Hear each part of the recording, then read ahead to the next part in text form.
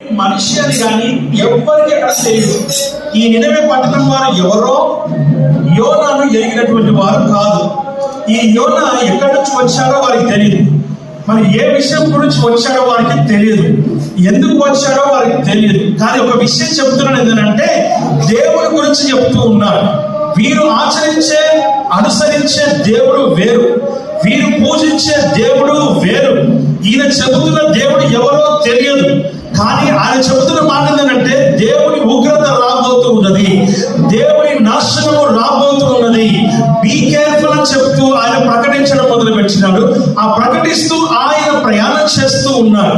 అలా ప్రయాణం చేస్తూ ఉన్నటువంటి వారిని ఎవరి దగ్గర కూడా వెళ్ళి పలానా ఎల్లయ్య పుల్లయ్య మల్లయ్య అని పిలవట్లేదు. ఆయన ప్రకటించుకుంటూ వెళ్ళిపోయాడు. ఆయన అలా ప్రకటించుకుంటూ వెళ్ళిపోతున్నటువంటి ఆ నినవే పట్టణస్థులు ఏం చేశారనంటే, ప్రతి ఒక్కరు కూడా ఆలోచించినారు, ప్రతి ఒక్కరూ ఈయన మాటలు విన్నారు, ప్రతి ఒక్కరు కూడా ఈయన చెబుతున్నటువంటి మాటను గ్రహించినారు. ప్రేమ దేవుని బిడ్డలు ఏం చేసినారు అలా ప్రకటించి ఒకసారి మనం జ్ఞాపకం చేసుకున్నట్లయితే, వాక్యము సెలవిస్తున్నటువంటి మాటలు మనం చూస్తుంటున్నాం.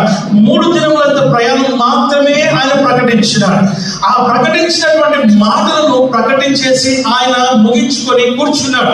ఆ తర్వాత జరిగిన విషయం ఏంటంటే, నినవే పట్టణస్థులు అనగా ఆ యొక్క పట్టణంలో ఉన్నటువంటి మనుషులు, ఆ పట్టణంలో ఉన్నటువంటి ఆ యొక్క ప్రతి ఒక్కరు కూడా ఏం చేస్తున్నారంటే, ఒకరి నుంచి ఒకరు మాట్లాడుకున్నారు. ఏం మాట్లాడుకున్నారు అంటే, దేవుని ఉగ్రత రాబోతున్నదంట, దేవుని నాశనము రాబోతున్నదంట, ఈ పట్టణంలో దేవుడు నశింప చేయబోతున్నాడంట.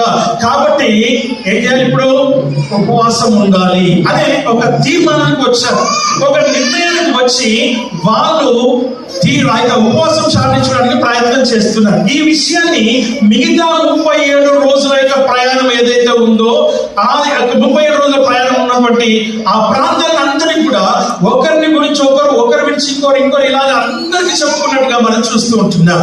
ఎందుకనంటే ఈయన ప్రయాణం చేస్తే 3 దినముల ప్రయాణం మాత్రమే, అంత దూరం మాత్రమే. మిగతా 37 రోజుల యొక్క ప్రయాణం లేక అంత దూరాన్ని ఎవరు కవర్ చేశారంటే, ఇక్కడ ఉన్నటువంటి నినవే పట్టణస్థులు మాత్రమే. ఇక్కడ నుంచి బయలుదేరి మిగతా వారికి అందరికీ కూడా చాటింపు వేసుకున్నారు, వారికి వారు చెప్పుకున్నారు. అలా చెప్పుకొని చేసినటువంటిది ఆ ప్రకటన, ఈ ప్రకటనను వేరే వాళ్ళు కూడా చేర్చినారు. ఆ 40 దినముల ప్రయాణం అంతా పట్టణం ఉన్నటువంటి మనుషులందరూ కూడా ఒక తీర్మానానికి, ఒక నిర్ణయానికి వచ్చారు. ఏంటంటే, ఉపవాసం ఉందాము. దేనికి ఉపవాసం ఉందాము? ఉగ్రతను తప్పించుకోవడానికి. దేవుడి పట్టణాన్ని నశింప చేయాలనుకుంటాడు కాబట్టి ఆ నాశనం నుంచి, ఆ నాశనముగా దాని నుంచి మనం తప్పించుకోవాలనేటువంటి ఒక తీర్మానం చేసుకొని వారందరూ కూడా కూడుకొని వారు ఉపవాసం చాటించినట్టుగా చూస్తున్నాం. ఆమేన్, హల్లెలూయా. మరొకసారి చదివిన మాట దయచేసి ఏమనుకోకుండా మరొకసారి చదువుకుందాం.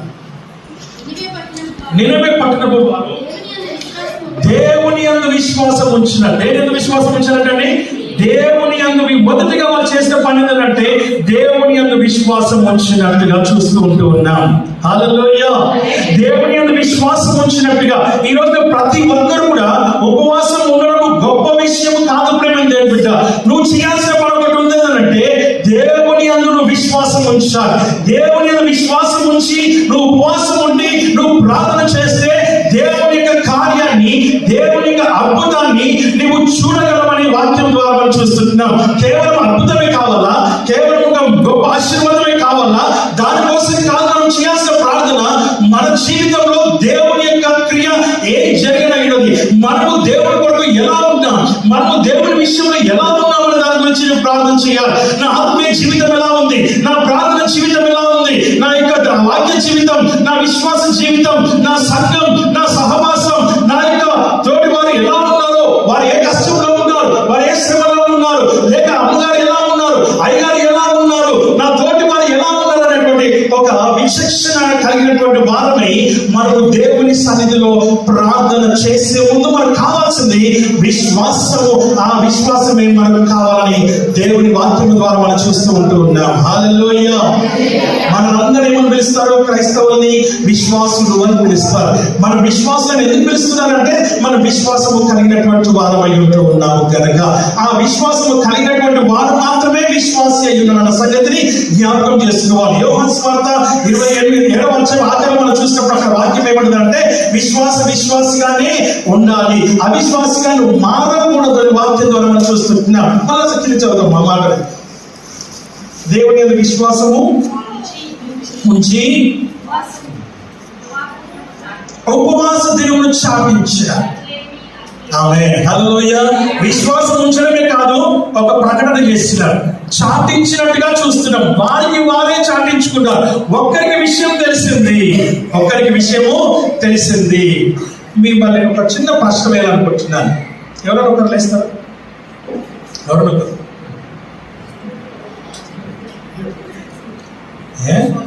నువ్వు లేబట. ఇప్పుడు ఈ అమ్మాయికి మీటింగ్ ఉందని తెలిసింది. ఏ పేరు నీ పేరు?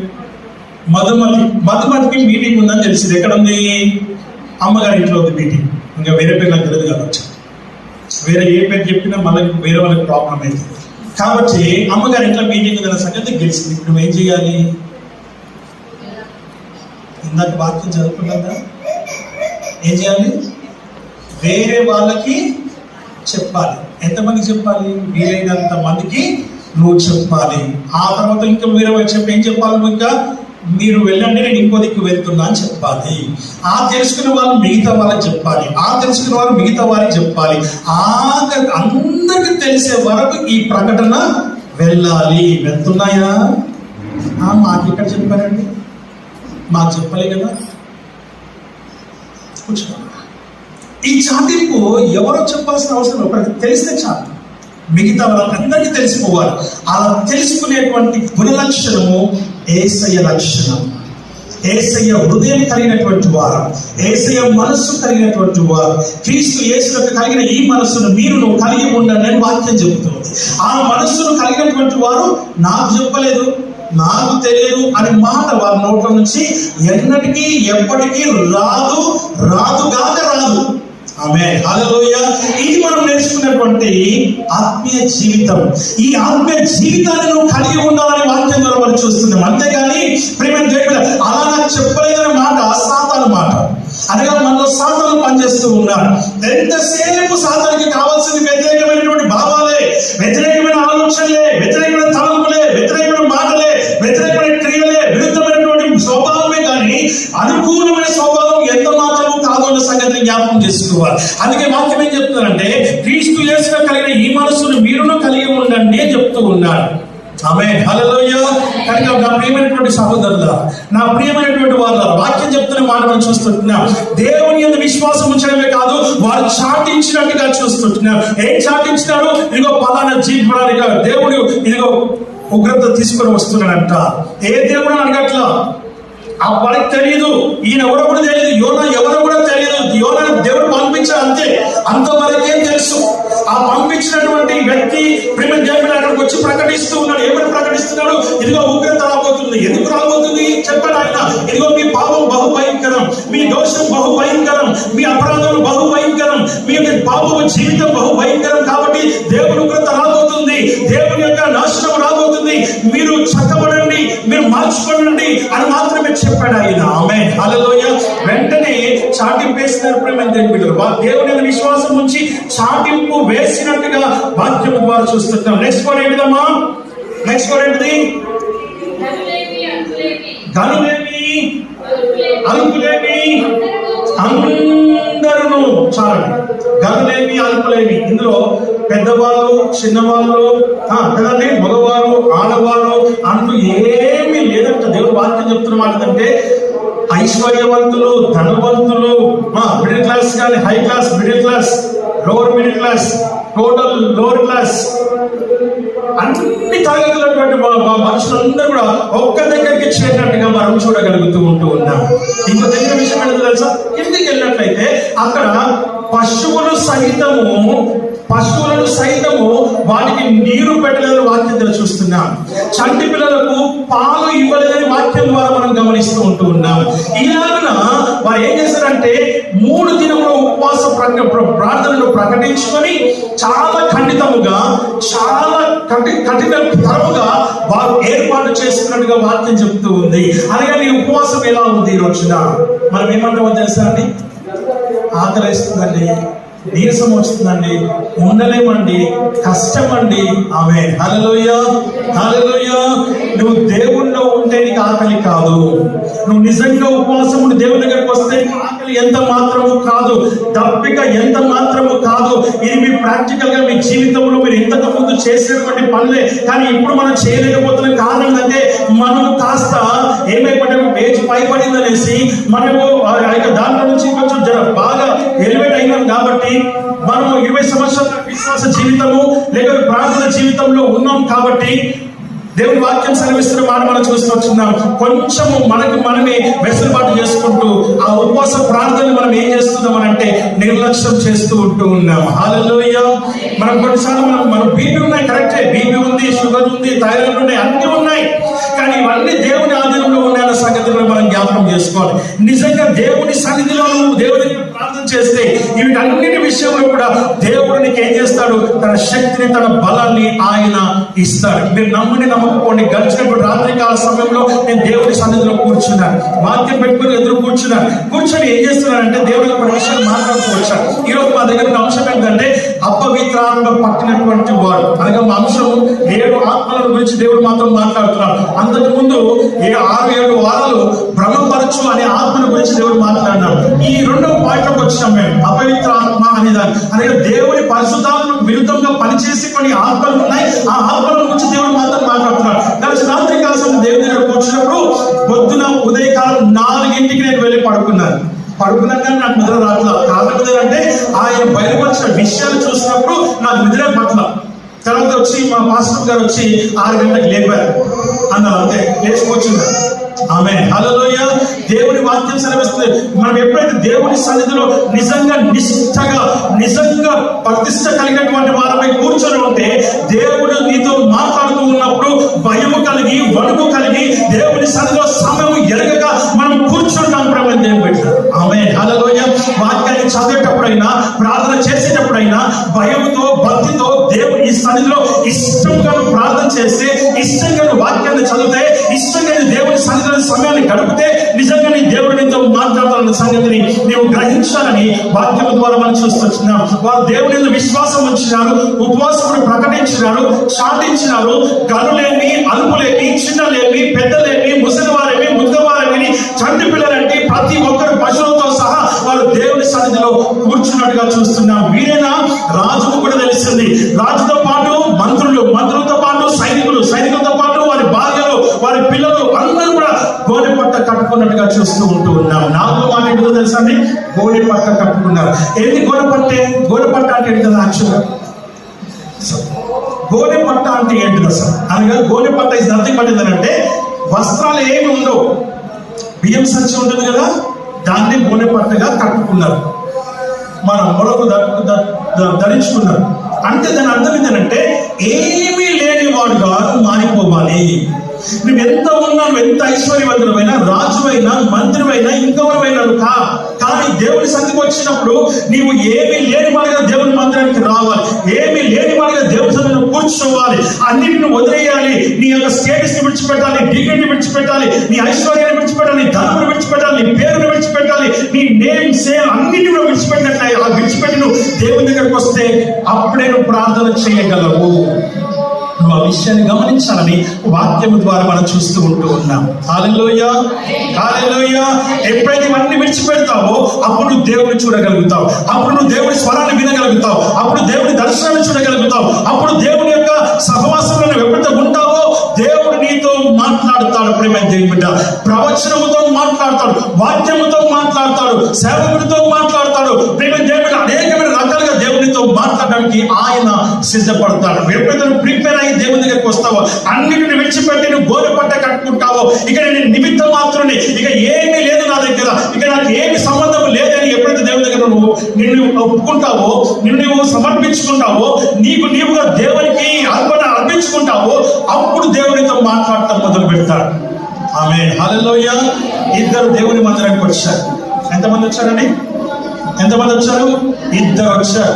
ఒక్కడేమో బయట పడ్డాడు, మొదటి వాడేమో లోపలికి సరాసరి ఇక్కడికి వచ్చేసాడు.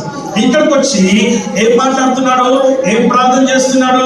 ఇదిగో వారంలో నేను 2 మార్లు ఉపవాసం ఉంటున్నాను, నేను 10 భాగం ఇస్తున్నాను, నేను అర్పణలు అర్పిస్తూ ఉన్నాను, నేను ఇలా అనుకుంటున్నాను, నేను పలానా చేశాను, నేను ఈ మీటింగ్కి వెళ్ళాను, ఇంకా రకరకాలుగా అన్ని చెప్తూ వచ్చాడు. నేను ఘన కార్యాలు చేస్తున్నాను, ధర్మ కార్యాలు చేస్తున్నాను అని చెప్పి లిస్ట్ చదువుతూ ఉన్నాడు తప్ప ప్రార్థన చేయట్లేదు. బయట పడున్నాడు, వాడు లోపలికి రాలేని పరిస్థితిలో వాడు ఉండి ఆ దేవుని వైపు చూడలేక, ఆకాశం వైపు కన్నెదురికైన ధైర్యము చాలక వాడు నేలకు ముఖం వేసుకొని 2 చేతులు జోడించి మోకరించి ఏమంటున్నాడంటే, పాపినైన నన్ను కరుణించమని ప్రార్థన చేస్తూ ఉంటాడు. ఇంకేం ప్రార్థన చేయలేదు. నేను ఇలా, నేను అలా, నేను ఇంత, నేను అంత అని ఏమి చెప్పలేదు. ఒకే ఒక్క మాట అంటున్నాడు. ఏంటంటే, నేను పాపిని అంటున్నాడు ఆయన. ఐఎమ్ ఎ సిన్నర్ అని చెప్తూ ఉన్నాడు. ఎప్పుడైతే సిన్నర్ అని చెప్పినాడో దేవుడు వాక్యం సెలవిస్తున్న మాట, నువ్వు ఎప్పుడైతే పాపిని ఒప్పుకుంటావో నిశ్చయమని దేవుడు నీ పట్ల అద్భుత కార్యాలు చేస్తాడు. లోపలికి వచ్చిన వాడు ఎలా వచ్చాడో అలాగే వెళ్ళడం రాయబడింది. బయట ఉన్నవాడు మాత్రము పాపిగా వచ్చాడు, వాడు నీతిమంతుడిగా తీర్చబడి వాడు వెళ్ళినట్టుగా దేవుడి వాక్యం ద్వారా మనం గమనిస్తూ ఉంటూ ఉన్నాం. హల్లెలూయా, హల్లెలూయా. స్తోత్రం చెప్దామా? మరొకసారి చెప్దామా? 2 చేతులు తెచ్చుకున్న వాళ్ళు చెప్దామా? 2 చేతులు తెచ్చుకున్న వాళ్ళు చెప్దామా? తెచ్చుకోలేదా మీరు? హల్లెలూయా, హల్లెలూయా, హల్లెలూయా. దేవుడి వాక్యం సెలవిస్తున్న మాట మనం చూస్తున్నాం. నీ జీవితంలో ఎప్పుడైనా if you want to see a miracle in your life, surrender your life in the presence of the lord. నేను దేవుడికి అప్పగించుకో, దేవుడి కార్యం చూస్తావు.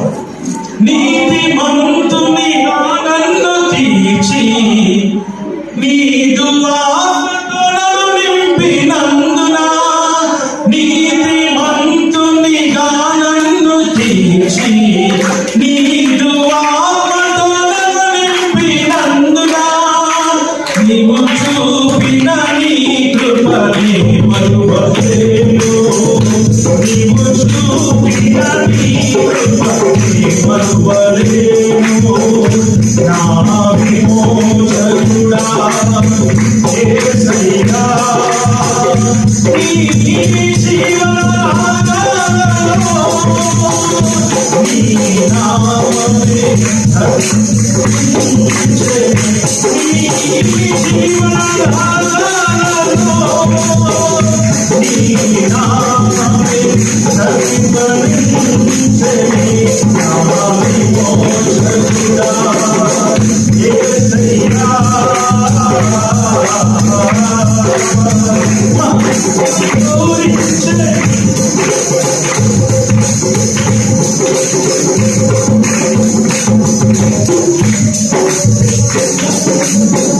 హల్లెలూయా. అనుకుంటాననుకుని నాకే హల్లెలూయా. ఓకే బ్రదర్, నీతిమంతుడిగా పాపిగా వచ్చాడు, నీతిమంతుడిగా వెళ్ళాడు. ఆమేన్, హల్లెలూయా. ఈరోజు నీవైనా మనమైనా దేవుని దగ్గర కావాల్సింది, దేవుని దగ్గర ఒప్పుకోవాల్సింది ఒకే ఒకటి ఏంటంటే, ప్రభువా నేను పాపిని. చెప్తామా? నా దగ్గర చెప్పండి, ప్రభువా. అందరూ ప్రభువా, మీరు కూడా అందరూ ప్రభువా. లేకపోతే అందరితో చెప్పిస్తారు, గ్రూప్ చెప్పిస్తారు, మీ ఇష్టం. అందరు కలిసి చెప్తే ఒకటేసారి అయిపోతుంది. ప్రభువా నేను పాపిని. ఏంటంట, ఏం మాట్లాడుతున్నావు? నేను పాపినైతే 20 సంవత్సరాల ఎక్స్పీరియన్స్ కాదు. 20 సంవత్సరాల క్రితం మార్పులు పొందిన, 10 సంవత్సరాల ముందు రక్షణ పొందిన, 15 సంవత్సరాల బాప్తిసం జీవితం, 25 సంవత్సరాలు అయ్యగారితో సహా నేను ఇక్కడ ఉన్నా. నేను చెప్తున్నాను పాపమని. ఆమేన్, హల్లెలూయా, హల్లెలూయా. నువ్వు ఎప్పుడైనా మార్పు పొందు, నువ్వు ఎప్పుడైనా రక్షణ పొందు, నువ్వు ఎప్పుడైనా బాప్తిసం తీసుకో, ఎన్ని సంవత్సరాలే కానీ ఆ సంవత్సరాలు ఇన్ని సంవత్సరాల్లో అప్పుడున్నటువంటి ఆత్మీయ జీవితం నీకుందా? అప్పుడు రక్షణ జీవితం ఇప్పుడు మెయింటైన్ చేస్తున్నావా? అప్పుడు ప్రార్థన జీవితం, అప్పుడు వాక్య జీవితం ఇప్పుడు మెయింటైన్ చేస్తున్నావా? అప్పుడున్నటువంటి ఆసక్తి, అప్పుడున్నటువంటి అత్యాసక్తి, అప్పుడున్నటువంటి ఉపవాసం, అప్పుడున్నటువంటి ప్రార్థన, అప్పుడున్నటువంటి వాక్యం ఇప్పుడు నీలో ఉన్నదా లేదా అనేదే ప్రాముఖ్యత, అదే ప్రమాణం. అది దగ్గర ఉందా? నువ్వు ఎన్ని సంవత్సరాలు కానీ, 20 సంవత్సరాలు అయిందా, 20 సంవత్సరాలు, 30 సంవత్సరాలు, 50 సంవత్సరాలు అయిందా? Never mind how you are now. ఇప్పుడు ఎట్లా ఉన్నావు? వాక్యం ఏమంటుంది? క్రీస్తునందు ఉన్నటువంటి వారు క్రీస్తునందు ఉండి మృతులైన వారు మొదట లేపబడతారు. క్రీస్తులో లేకపోతే, నువ్వు చనిపోతే నువ్వు లేపబడవు గాక సమాధిలో ఉంటావు. ఎస్, అందుకే వాక్యం సెలవిస్తున్న మాట ఏంటంటే నువ్వు క్రీస్తులో ఉండాలి, ఎప్పటికప్పుడు క్రీస్తులో ఉండాలి. ప్రతి రోజు, ప్రతి గడియ, ప్రతి నిమిషం, ప్రతి క్షణం నువ్వు క్రీస్తులో ఉండాలి. క్రీస్తులో ఉంటే తప్ప నీవు లేపబడమన్న సంగతిని నువ్వు జ్ఞాపకం చేసుకోవాలి. ఇక్కడ ఎంతమంది అయితే ఉన్నారో ప్రేమ దేని పోయినారో, ఎంతమంది బాప్తిసం తీసుకున్నారో, ఎంతమంది అయితే బాప్తిసం తీసుకొని ఏమని మందిరంలో ఉన్నారో వాళ్ళందరూ కూడా నిజంగా బలలో పాల్గొంటున్నారా? ఈరోజు బలం ఉండాల్సింది లేదు. కారణం ఏంటంటే పరిస్థితులు బాగలేవు. కాబట్టి ప్రియమైన దేవుడు వాక్యం చెప్తున్న మాట ఎందుకంటే దాంట్లో మనం చాలా జాగ్రత్తగా, భయంతో, భక్తితో, కన్నీటి ప్రార్థనతో ఆ వారమంతా ప్రార్థన చేసి చేసి చేసి ప్రభువా ప్రభువా నాయనా తండ్రి యేసయ్యా అబ్బా యేసువే అని దేవుని దగ్గర కన్నీరు కార్చి నిజంగా పూర్తిగా దేవుని దగ్గర సరెండర్ అయి వచ్చి కూర్చొని ఇక్కడ కూర్చున్నా కూడా ఏడుపే ఉండదు, కన్నీరే ఉండదు. ఎందుకంటే నేను పాపిని పాపిని పాపిని నీ రొమ్ము కొట్టుకొని ఏడుస్తూనే ఉండదు. ఎందుకంటే నీ యోగ్య ప్రభా నీ శరీరాన్ని పట్టుకునే యోగ్యత నాకు లేదు, నీ రక్తము ప్రభ తాగే యోగ్యత నాకు లేదు, పాపము చేసే యోగ్యత నాకు లేదు ప్రభా. అయినప్పటికీ నీ కృపను చూపించావు, అయినప్పటికీ నీ యొక్క ప్రభా నీ యొక్క ప్రేమను చూపించావు, అయినప్పటికీ నీ యోగ్యతను అర్హత నాకు అనుగ్రహించావు కనుక అయ్యా నేను తీసుకోబోతున్నాను, నా చేతిలో నీ శరీరం రాబోతుంది, అయ్యా నా యొక్క నోటికి నీ యొక్క రక్తం అందించబోతుంది, నేను ఇది తినలేను త్రాగలేను, అంత యోగ్యత నాకు లేదు, అంత అర్హత నాకు లేదు ప్రభా. దయచేసి నన్ను కరుణించి నన్ను కృప చూపించి ఇంకా నాలో ఏమైనా నీకు అయిష్టమైన ఏదైనా ఉన్నదేమో నన్ను ఒకసారి సరి చేసి అయ్యా నన్ను సరిచూడు ప్రభా, సరిదిద్దు ప్రభా, సమకూర్చు ప్రభా, బాగు చేయి ప్రభా, స్వస్థపరచు ప్రభా అని దేవుని నువ్వు అడుగుతావు. అడిగి అలాగ దేవుని మందిరంలో, అలాగ దేవుని సన్నిధిలో, అలాగ బలలో పాల్గొంటావు. ఎంతమంది అలాగ పాల్గొంటూ ఉన్నారు? మనం ఏదో మాట్లాడడం, మనం ఏదో వచ్చినామా, మనం వచ్చినప్పుడు కూర్చున్నామా, తీసుకున్నామా, అయ్యారు వచ్చి అమ్మగారు వచ్చాడు తీసుకున్నామా, తిన్నామా, తాగినామా, వెళ్ళిపోయినామా? కాదు ప్రేమ దేవుడు. No no no no. అలా నువ్వు తీసుకున్నట్లయితే వాక్యం ఏం చెప్తుందంటే నువ్వు తీసుకొని కూడా వృధాయే, నువ్వు తీసుకున్న వృధాయే. ఆ విషయాన్ని నువ్వు గమనించాలని దేవుని వాక్యం ద్వారా మనం ఇక్కడ గమనిస్తూ ఉంటూ ఉన్నారు. కాబట్టి ఆ ఇద్దరు మనుషులు, ఒకడు అలాగే వెళ్ళిపోయాడు, ఒకడు మాత్రం పాపిగా వచ్చాడు. వారు నీతిమంతుడిగా తీర్చబడి ఇంటికి వెళ్ళినట్టుగా చూసుకుంటున్నావు. ఈరోజు నువ్వు దేవుని మందిరానికి వచ్చావు, నువ్వు ఎలా వచ్చావు అలాగే వెళ్తున్నావా? లేదా నువ్వు ఎలా వచ్చావో అలాంటి జీవితాన్ని మార్చుకొని మార్పు చెందిన వాడవై ఇంటికి నువ్వు వెళ్తున్నావా? ఎవరైనా డోర్ తీయగలరు? కాబట్టి దేవుడు వాక్యం సెలవిస్తున్న కొన్ని మాటలు మనం చూస్తూ ఉంటూ ఉన్నాం. మార్పు చెందిన వాడవై నువ్వు ఇంటికి వెళ్ళిన తర్వాత నీ భార్యను గుర్తుపట్టాలి, నీ ఇంటికి వెళ్ళిన తర్వాత నీ భర్తను గుర్తుపట్టాలి, నీ ఇంటికి వెళ్ళిన తర్వాత నీ పిల్లలను గుర్తుపట్టాలి, నువ్వు ఇంటికి వెళ్ళిన తర్వాత నీ తల్లిదండ్రులను గుర్తుపట్టాలి, నువ్వు ఇంటికి వెళ్ళిన తర్వాత నీ అక్క చెల్లెలను, నీ అన్నదమ్ములను గుర్తుపట్టాలి. ఏం గుర్తుపట్టాలి? నీలో మార్పు గుర్తుపట్టాలి. ఏం గుర్తుపట్టాలి? నీవు తగ్గింపగలిగిన దానివై, నువ్వు దేవుడికి విధేయుడవై, నువ్వు విధేయ మనసులో దానివై ఉన్నావని వాళ్ళు గుర్తెరగాలి. అలా గుర్తెరిగినప్పుడు నువ్వు వాళ్ళని భయపడాల్సిన అవసరం లేదు, భార్య భర్తను భయపడాల్సిన అవసరం లేదు, భర్త భార్యను భయపడాల్సిన అవసరం లేదు, ఎవరికి భయపడాల్సిన అవసరం లేదు. నీలో ఉన్న భక్తి, నీలో ఉన్న ప్రార్థన జీవితం ఏదైతే ఉందో అదే వారికి భయాన్ని పుట్టిస్తుంది. అయ్యో నా భార్య ప్రార్థనలో ఉంది, అయ్యో నా భార్య నా వాక్యంలో బలముగా ఉన్నది, వాళ్ళని నేను డిస్టర్బ్ చేయకూడదు, ఇదిగో వాక్యానుసారంగా జీవిస్తున్నటువంటి వ్యక్తి కాబట్టి నేను నా జీవితాన్ని మార్చుకోవాలి, ఇకనైనా నా జీవితాన్ని మార్చుకోవాలి, ఇకనైనా నా హృదయాన్ని మార్చుకోవాలి, ఇకనైనా నా మనసును మార్చుకోవాలి, ఇకనైనా నా బ్రతుకును మార్చుకోవాలి, నేను కూడా గుడికి వెళ్ళాలని నీ బ్రతుకును చూసి, నీ మాట తీరును చూసి, నీ జీవితాన్ని చూసి, నీ హృదయాన్ని చూసి, నీ మనసును చూసి, నీ భార్య అయితే భర్తను చూసి మారాలి, భర్త అయితే భార్యను చూసి మారాలి, తల్లిదండ్రులు అయితే పిల్లలను చూసి మారాలి, పిల్లలైతే తల్లిదండ్రులు చూసి మార్చుకునేటువంటి ఆత్మీయ జీవితంలో మనకు కలిగి ఉండాలి. ఎలా వచ్చావో అలా వెళ్తే దానివల్ల ఉపయోగం లేదు. వాక్యం చెప్తున్న మాట ఏంటంటే యు ఆర్ ఎ సిన్నర్. అడుగు దేవుడిని, ప్రభువా నేను పాపినైనా, ఎందుకు పాపిని అని అడిగితే నేను చెప్తాను. దానికి ఆజ్ఞల్లో 10 ఆజ్ఞలు ఉన్నాయి కదా, దాంట్లో ఒక మాట మనకు ఒక ఆజ్ఞ ఏంటంటే మాట వినాలి. ఏం వినాలి? మాట వినాలి. ఆజ్ఞ అతిక్రమమే పాపం. పాపము చేయని ప్రతివాడు ఆజ్ఞను అతిక్రమిస్తూ ఉన్నాడు. పాపం అంటే ఏంటి ఇప్పుడు చెప్పండి? మాట వినకపోవటం. మీ పిల్లలు ఎంతమంది తల్లిదండ్రుల మాట వింటూ ఉన్నారు?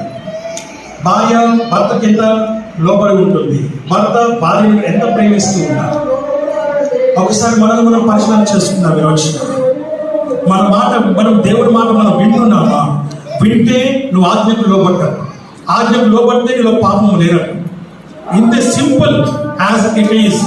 నువ్వు దేవుని మాటకు లోపడితే, దేవుని మాట వింటే, ఈ రోజున వాక్యం సెలవిస్తున్న మాట ఏంటంటే నువ్వు పాపం లేని వాడు, పాపము లేని దాని వల్ల సంగతిని జ్ఞాపకం చేసుకో. ఏ పెద్ద తప్పు చేయాల్సిన అవసరం లేదు, లేకపోతే ఏ దొంగతనం చేయాల్సిన అవసరం లేదు. మాటకు లోబడి ఉండడం మనం నేర్చుకోవాలి. దేవుని సన్నిధిలో వినయం కలిగిన బిడ్డలుగా మనం ఉండాలని వాక్యం ద్వారా మనం చూస్తుంటాం. దయచేసి ఎవరైనా యెషయా గ్రంథము 57వ అధ్యాయం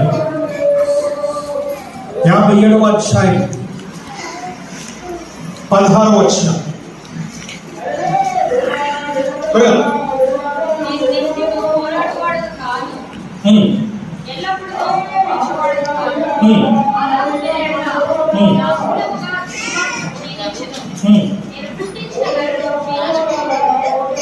సారీ 57వ అధ్యాయం 14వ వచనం.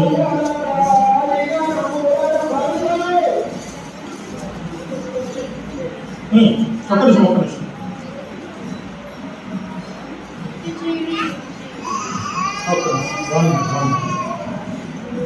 49 అనుకుంటాను.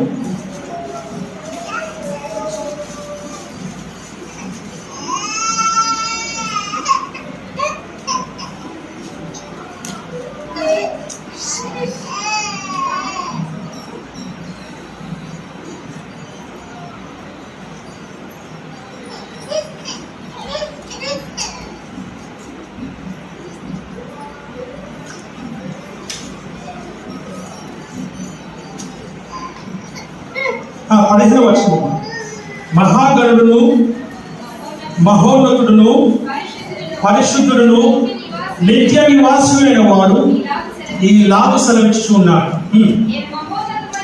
నేను మహోన్నతమైన స్థలంలో నివసించువాడనప్పటికీ ఆయనను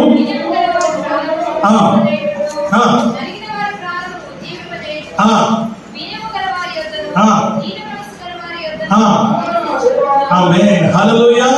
మహాగణుడు మహోన్నతులను మహా ఉన్నతమైన స్థలంలో నివసించు వాడును అయినప్పటికీ ఏమంటున్నట్లయినా వినయము గల వారి యొద్దను దీన మనస్సు గల వారి యొద్దను నేను నివాసము చేస్తున్నాను. హల్లెలూయా, హల్లెలూయా. ఎవరి దగ్గర నివాసం చేస్తున్నాడు దేవుడు? ఎవరి దగ్గర నివాసం చేస్తాడు దేవుడు? ఎవరి దగ్గర ఉంటాడు దేవుడు అని అంటే వినయము, విధేయత, భయము, భక్తి, తగ్గింపు, లోబడే స్వభావము కలిగినటువంటి వారి దగ్గర ఆయన నివాసము చేస్తాడని దేవుని వాక్యము ద్వారా మనం ఇక్కడ గమనిస్తూ ఉంటూ ఉన్నాము. హల్లెలూయా, హల్లెలూయా. కనుక ప్రేమ దేవుని మీద వాక్యం సెలవిస్తున్న మాట, పాపం ఒప్పుకోవడం గొప్ప ఏమంత పెద్ద విషయమేమి కాదు. ప్రేమ దేవుడు ఏం తగ్గిపోవు. అలాంటి మనం ఎన్నో అబద్ధాలు చెప్తున్నాం. మనం ఎవరికి తెలియకుండా బూతులు మాట్లాడతాం. ఎవరు చూసినా చూడకపోయినా చిన్న బూత్ అయితే పెద్ద బూత్ అయితే ఆమేన్, హల్లెలూయా. మాట్లాడమా దేవుడి వాక్యం సెలవిస్తున్న మాట మనం చూస్తున్నాం. ఇక్కడ మనం తెల్ల చీరలు కట్టుకోవచ్చు, మంచి పెద్ద బైబిల్ పట్టుకోవచ్చు, పెద్ద మంచి తెల్ల బట్టలు వేసుకోవచ్చు. కానీ ఇంటి దగ్గర ఎట్లా ఉంటామో, నల్ల దగ్గర ఎట్లా ఉంటామో, నీళ్ళ మోటార్ దగ్గర ఎట్లా ఉంటామో, లేకపోతే ఇంటి ఎదురుగా ఇంటి పక్కన వాళ్ళతో కొట్లాడేటప్పుడు మనం ఎలా ఉంటామో మనకు బాగా తెలుస్తుంది. ఆమేన్, హల్లెలూయా. దేవుని వాక్యం సెలవిస్తున్న మాట మనం ఇక్కడ చూస్తూ ఉంటున్నాం. ఎవరు మనల్ని ఎవరు జడ్జ్ చేయాల్సిన అవసరం లేదు. నీకు నువ్వే జడ్జ్ చేసుకోవచ్చు, నీకు నువ్వే చూసుకోవచ్చు హౌ యు ఆర్ అన్న సంగతిని. కనుక అందుకే వాక్యం ఏమంటుందంటే నేను పాపి, నేను ఒప్పుకునే జీవితం రావాలి, పాపిని ఒప్పుకునే బ్రతుకు మనకు రావాలని వాక్యం ద్వారా మనం ఇక్కడ చూస్తూ ఉంటుందా. అలాగన దేవుని సన్నిధిలో వినయం కలిగి ఉన్నట్లయితే వారు ఏ వినయం కలిగి ఉన్నారో దేవుని దగ్గర విశ్వాసం ఉంచి ఏం చేస్తున్నారు, చాటించి ఏం చేస్తున్నారు, వారందరూ అరుపులేమి, గనులేమి, పెద్దలేమి, చిన్నలేమి అందరూ కూడా వారు ఉపవాసం ఉండి గోనె పట్ట కట్టుడు. గోనె పట్ట ఇస్ నథింగ్ బట్ ఏంటంటే తమను తాము సమర్పణ చేసుకున్నారు, తమను తాము దేవుని సన్నిధిలో తగ్గించుకున్నారు, తమను తాము దేవుని సన్నిధిలో వారు వినయం కలిగినటువంటి వారిగా మార్చుకున్నారు. ప్రేమ దేవుని పెట్టారు. అందుకే వాక్యం సెలవిస్తున్న మాట మనం చూస్తున్నాం. అలాగే దేవుని సన్నిధిలో కూర్చొని వారు ప్రార్థన చేయడం మొదలు పెట్టినట్టుగా మనం చూస్తుంటున్నాం. ఎప్పుడైతే మీరు అందరూ ఉపవాసం ఉండి గోనె పట్ట కట్టుకున్నారో అన్నింటినీ విడిచిపెట్టేసి వారి పనులు వదిలిపెట్టేస్తున్నారు, ఉద్యోగాలు వదిలిపెట్టేస్తున్నారు, ఇళ్లను వదిలిపెట్టేస్తున్నారు, వాక్యంలోకి వచ్చి కూర్చున్నారు. మేము అందరూ సమాజంగా కూర్చొని ఒక్క తాటిపైకి వచ్చి సమాజంగా కూర్చొని వారు ఉపవాస ప్రార్థన చేయటం మొదలు పెట్టినారు. ఈ రోజున మనకు కావాల్సిన క్రైస్తవ జీవితంలో ఐక్యత కావాలి. సహోదరులు ఐక్యత కలిగి నివసించుట ఎంత మేలు, ఎంత మనోహరము అని వాక్యం చెబుతుంది. ఆ ఐక్యత ఈరోజు ప్రతి ఒక్కరికి కావాలి. హల్లెలూయా, హల్లెలూయా. దేవుడు వాక్యం సెలవిస్తున్న మాట మనం చూస్తూ ఉన్నాం. నా ప్రియమైనటువంటి వాళ్ళ వాక్యం సెలవిస్తుంది, అలాంటి ఆత్మీయ జీవితం మనం కలిగి వారమే ఉంటాం. ఐక్యత ఎప్పుడైతే మనం కలిగి ఉంటామో ప్రతి విధమైనటువంటి సాధన క్రియను మనం జయించగలం. నీలో ఉన్నటువంటి అభద్రత భావాన్ని సైతము జయించగలం. నీలో ఉన్న పీకితనాన్ని కూడా మనం జయించగలం అన్న సంగతిని నీవు గ్రహించాలని వాక్యం ద్వారా మనం ఇక్కడ చూస్తూ ఉన్నాం. హల్లెలూయా. దేవుని ఎరగని మనుషులు, ఎవరో దేవుడు తెలియనటువంటి మనుషులు, తర్వాత ఆ వ్యక్తి ఎవరో తెలియని మనుషులు, ఆ యొక్క పట్టణం వారు, నినివే పట్టణం వారు ఆయన ఎవరు అని అడగలేదు. నువ్వు ఎందుకు వచ్చావని అడగలేదు. మీ దేవుడు ఎవరని అడగలేదు. ఎక్కడ ఉంటాడని అడగలేదు. ఎలాంటి వాడు మీ దేవుడిని అడగలేదు. కానీ వారికి ఒకటి తప్పింది ఏంటంటే, మా పట్టణం మీదకి, మా ప్రాంతం మీదకి, మా ప్రజల మీదకి, మా మీదకి ఉగ్రత రాబోతుంది. దేవుడు పంపించినటువంటి వ్యక్తి చెప్పినాడు. ఇది ఒకటే వారు విశ్వసించినారు, ఇది ఒకటే వారు నమ్మినారు. ప్రేమ దేవుని బిడ్డ, అందుకే వాళ్ళు ఏం చేస్తున్నారు, అక్కడ ప్రార్థన చేయడం మొదలు పెట్టినారు. హల్లెలూయా, హల్లెలూయా. ఎంతటి సమస్య అయినప్పటికీ నువ్వు ప్రార్థన చేస్తే జరిగిన పని అంటూ ఏది కూడా లేదు అన్న సంగతిని మనం గ్రహించాలని వాక్యం ద్వారా మనం ఇక్కడ చూస్తూ ఉన్నాం. హల్లెలూయా, హల్లెలూయా. మీ దగ్గరికి యోన గారు ప్రకటన పట్టుకొచ్చినారు. వాళ్ళందరూ కూడా ఏకతాటి పైన కూర్చున్నారు. వారిపైకి రావాల్సిన ఉగ్రత వారిపైకి రాకుండా తమను తాము కాపాడుకున్నట్టుగా మనం చూస్తూ ఉంటున్నాం. ఆమె హల్లెలూయా. ఇంకొక వ్యక్తి కూడా ప్రకటన చేస్తూ ఉన్నాడు. ఎవరు ఆయన ఒకసారి గమనించి చూస్తే ఆయన అంటున్నాడు, ఇదిగో జల ప్రళయం రాబోతుంది, ఈ యొక్క ప్రపంచం అంతటిని కూడా ఆయన నశింప చేయబోతూ ఉన్నాడు కనుక మీరు మారు మనసు పొందండి. ఇక్కడ సువార్త ప్రకటించబడుతుంది, మీరు రక్షణ పొందండి. ఇదిగో మీరు దేవుని తెలుసుకోరండి, ఇక్కడైనా మీ ప్రవర్తనను మార్చుకోరండి, ఇక్కడైనా మీ జీవితాన్ని మార్చుకోరండి. ఇదిగో ఈ లోకానుసార జీవితాన్ని విడిచిపెట్టండి, పాపాన్ని విడిచిపెట్టండి, శాపాన్ని విడిచిపెట్టేసేయండి, మీ దుష్కార్యమును విడిచిపెట్టండి ఆయన ప్రకటించడం మొదలు పెట్టినాడు. ఎవరైనా నోవా. ఆమె హల్లెలూయా. ఈయన ఎక్కడుంటాడు?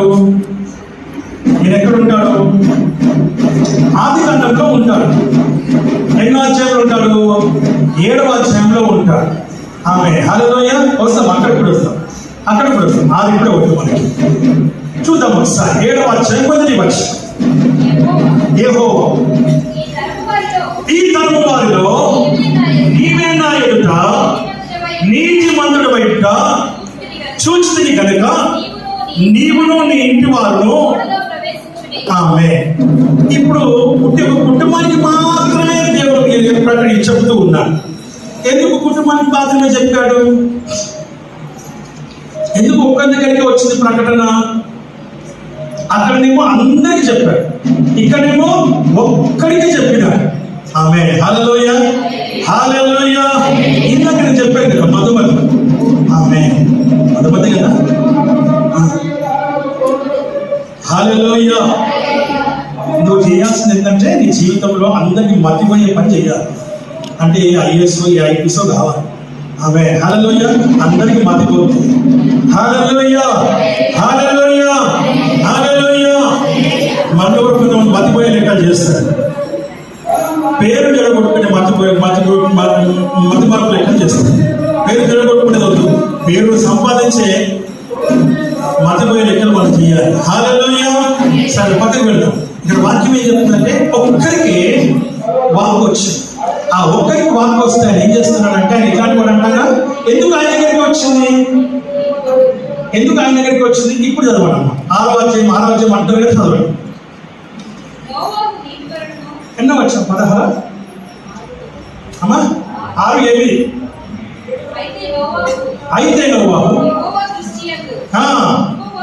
కృప పొందిన వాడాయను. ఎలాంటి వాడంట? అయినా కింద చదువు, కింద చదువు.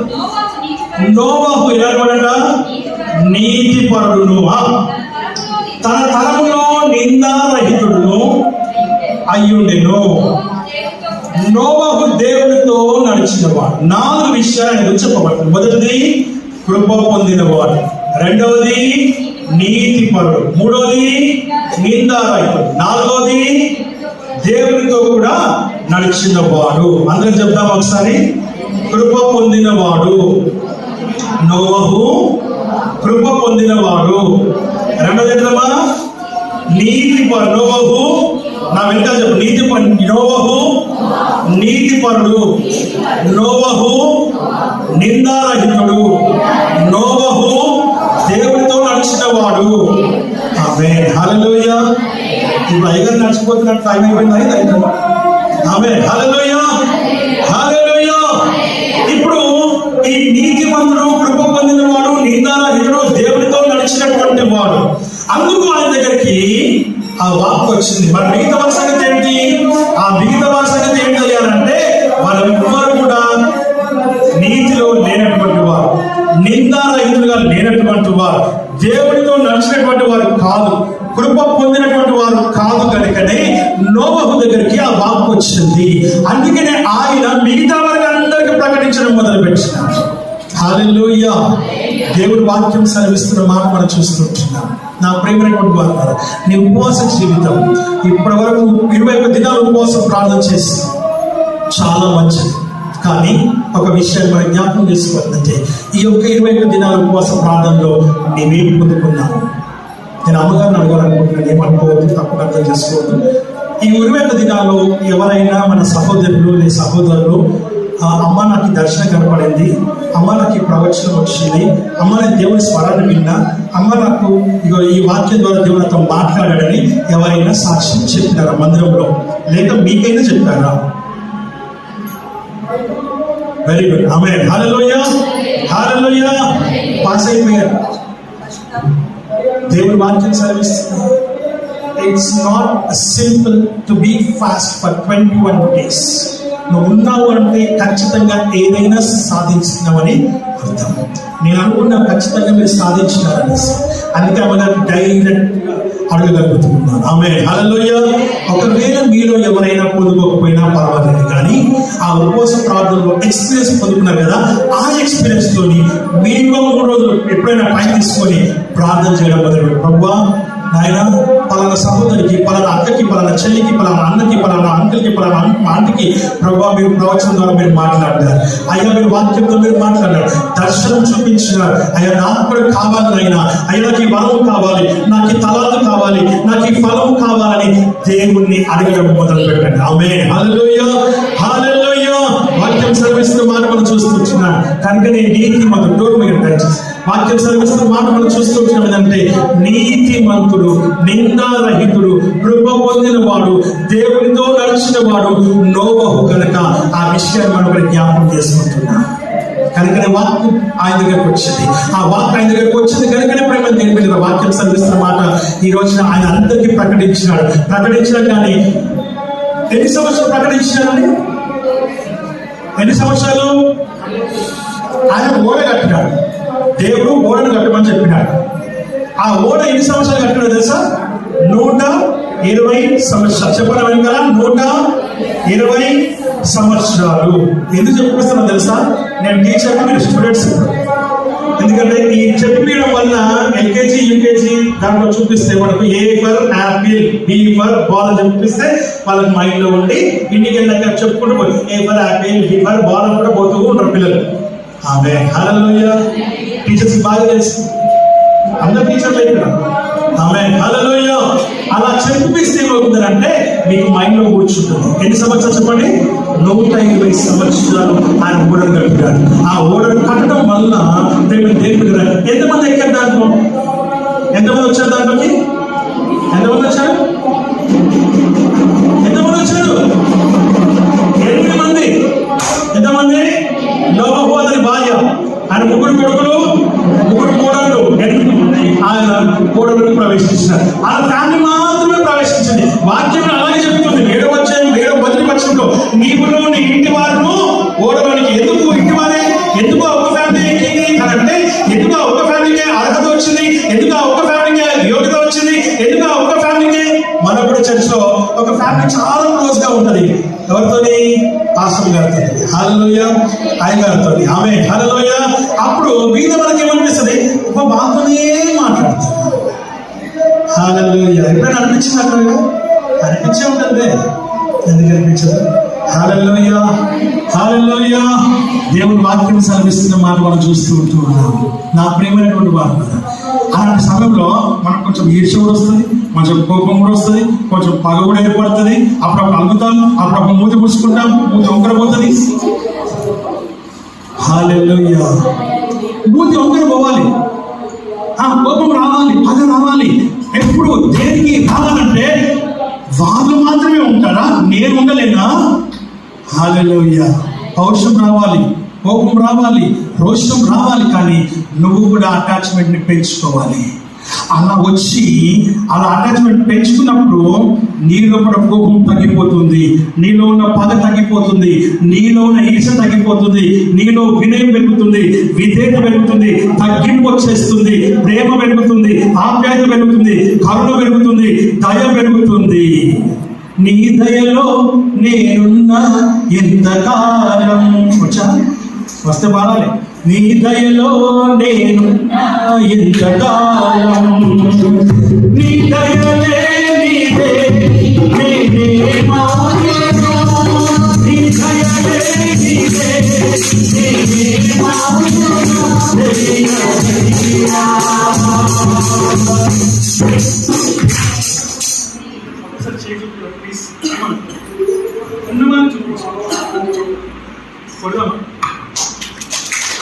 పాట పాడేటప్పుడు నాకు పాట పాడేటప్పుడు చప్పుడు కొట్టకపోతే ఏదో లాగుంటుంది.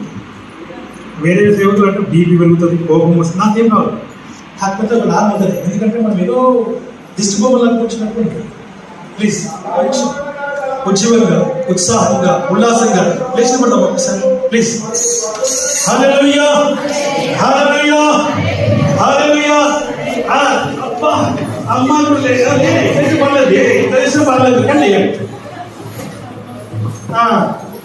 హల్లెలూయా. మారిసాయి పట్ట తగ్గలిపోవాలి. Right, okay. నీ దయలో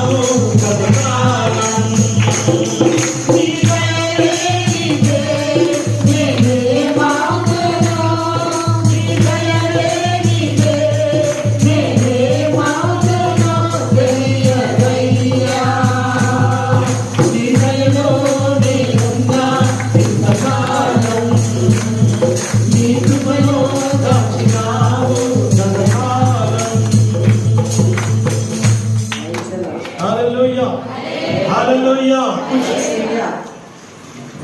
కూర్చో, హాయిగా కూర్చో. హల్లెలూయా, హల్లెలూయా. మీరు కొంచెం చెప్పలేదు, బాగా తెలిసి చెప్పిస్తున్నా.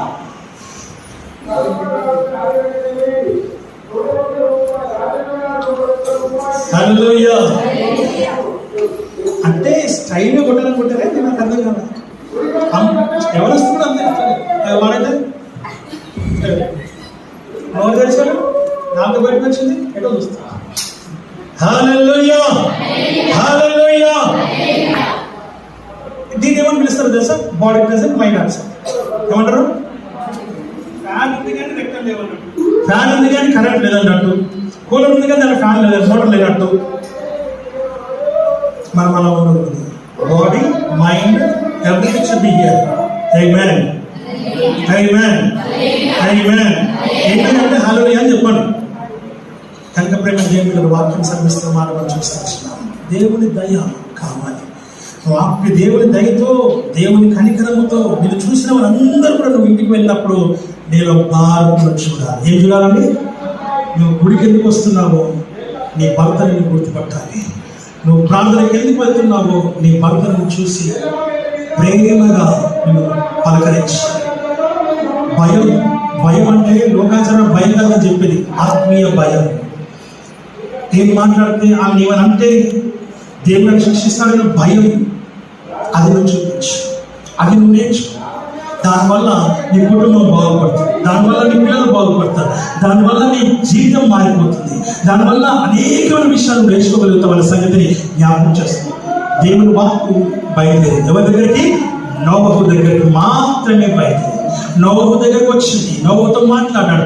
ఆయన 120 సంవత్సరాలు ప్రకటించాడు కానీ ఒక్కడు కూడా మారు మనసు పొందలేదు, ఒక్కడు కూడా రక్షణ పొందలేదు, ఒక్కడు కూడా దేవుని దగ్గరికి రాలేకపోయాడు. ఆయన గేలి చేశారు, అవమానించారు, నిందించారు, బాధించారు, వేధించారు, కష్టం పెట్టారు, నష్టం పెట్టారు, శ్రమ పెట్టారు, తులనాడినారు. ఆయన్ని రకరకాలుగా అపహాస్యం కూడా చేసినారు. మొదటి రోజు అయిపోయింది, వారం అయింది, నెల అయింది, సంవత్సరం అయింది.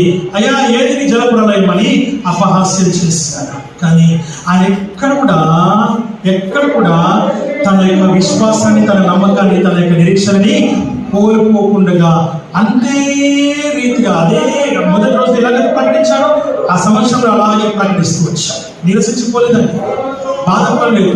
ఓడ కంటబడుతూనే ఉంది, స్వార్థ ప్రకటించబడుతూనే ఉంది. వాక్యం సెలవిస్తున్న మాట ఎక్కడ 120 సంవత్సరాలు అయిపోయింది, అందరూ మర్చిపోయారు. ఆమేన్, హల్లెలూయా. ఈయన మాత్రం జ్ఞాపకం పెట్టుకొని తన పని తను చేసుకుంటూ వెళ్తూ ఉన్నాడు. ఓడ అయిపోయింది, ఓడలోకి ప్రవేశించమని దేవుడు చెబుతూ ఉన్నాడు. నోవహు, ఈ తరము వారిలో నీవే ఎదుట నీతిమంతుడుగా కనపడ్డావు. ఈ తరము వారిలో అమ్మగారు మేము ఎట్లా ఉండగలం? ప్రార్థనలో, వాక్యంలో నీతిగా ఎట్లా ఉండగలం? ఎందుకంటే మా చుట్టుపక్కల అంతా అన్యులే, మా చుట్టుపక్కల అంతా పాపలు, భయంకరమైనటువంటి వ్యక్తులు. వారి మధ్యలో మేము ఎలా ఉన్నాం? మేము ఉండలేకపోతూ ఉన్నాం. నోవహు కూడా వాళ్ళ మధ్యలోనే ఉన్నాడు, మనం ఇప్పుడు వాళ్ళ మధ్యలోనే ఉన్నాం. ప్రేమ దేవుని బిడ్డలారా, కానీ తన నీతిని మాత్రం ఎక్కడైనా విడిచిపెట్టలేదు, ఎక్కడ పోగొట్టుకోలేదు. తన విశ్వాసాన్ని, తన నమ్మకాన్ని, తన నిరీక్షణ ఎక్కడ పోగొట్టుకోలేదు. అందుకే నుంచి వాక్యం చెబుతుంది, అలాంటి వారి మధ్యలో ఉన్నప్పటికీ ఆయన నోవహును పిలిచి ఈ తరం వారిలో నీవే నా నీతిమంతుడుగా కనపడ్డావని వాక్యం చెబుతుంది. నీవును నీ ఇంటి వారు అనగా నీ భార్య, నీ కోడలు, నీ కొడుకులు ఏం చేయండి? ఓడలోనికి ప్రవేశించండి. ఎంతమంది కాపాడబడ్డారంటే 8 మంది. ఆయన మొదటిగా సృష్టించింది ఎవరిని? ఆదామును, ఆ తర్వాత అవ్వను, ఆ తర్వాత వారి పిల్లలు, ఆ తర్వాత వారి పిల్లలు ప్రపంచం అంతా అయినారు, మళ్ళీ మనుషులు అయినారు. కానీ ఇక్కడ మళ్ళా ఎక్కడికి వచ్చింది? మొదటికి వచ్చింది.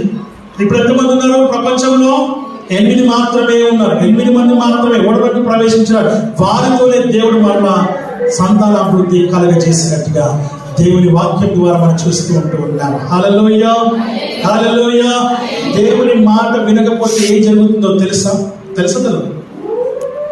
ఆమేన్. ఏం జరుగుతుందో చూద్దాం. 11వ అధ్యాయంలో యూనిటీగా ఉండమని కానీ ఒకే దగ్గర దేవుడు ఉండమని చెప్పాలా? దేవుని వాక్యం సెలవిస్తున్న మాట మనం చూస్తూ బాబేలు గోపురము అనేది ఒక కట్టడం మొదలుపెట్టింది. ప్రపంచమంతటా ఒకే భాష, ప్రపంచమంతటా ఒకే జనంగా ఉంటారు. దేవుడు వాక్యం సెలవిస్తున్న మాట మనం చూస్తున్నాం. అది ఏమన్నాడు? ఆదికాండం మొదటి అధ్యాయంలో ఏమన్నాడైనా, మీరు విస్తరించి ఫలించి అభివృద్ధి పొందండి అని చెప్పినాడు. విస్తరించమని చెప్పినాడు. వీళ్ళందరూ ఏం చేస్తున్నారు? ఒక ప్రాంతం వచ్చింది. ఏ ప్రాంతం అది? ఏ ప్రాంతం అది? షీనారు ప్రాంతం. ఆ షీనారు ప్రాంతానికి వచ్చి పెద్ద మైదానం చూసుకొని ఒక పెద్ద కాంప్లెక్స్ కట్టడం మొదలుపెట్టినారు. దేవుని మాటను మీరినారు. ఈ రోజు మనం భాషలు మాట్లాడుతూ ఉన్నాం. ఏం మాట్లాడుతున్నాం? భాష అంటే తెలుసా? ఐడియా. మనం మాట్లాడే భాషలు ఏంటి మనం చూద్దాం. దేవుడి వాక్యం సెలవిస్తున్నటువంటి మాట ఎక్కడ డిబేట్ అవ్వట్లేదు. దేవుడి వాక్య ప్రకారంగా ఆ ప్రకారంగానే నేను వెతుకుంటాను. భాషలు ఈజ్ నథింగ్ బట్ ఎక్కడ ఉందంటే మనం చూస్తాం. ప్రపంచమంతా ఒకే భాష, ఒకే జనముగా ఉన్నారు. ఎప్పుడైతే శ్రీనా ప్రాంతానికి వచ్చారో మైదానం చూసారో కాంప్లెక్స్ కట్టడం మొదలు పెట్టారు. చదువు మాట 11వ వచనం. భూమి అంతటా ఒక్క భాషయు ఒక్క పలుకును ఉండను. తూర్పున ప్రయాణమై పోచుండగా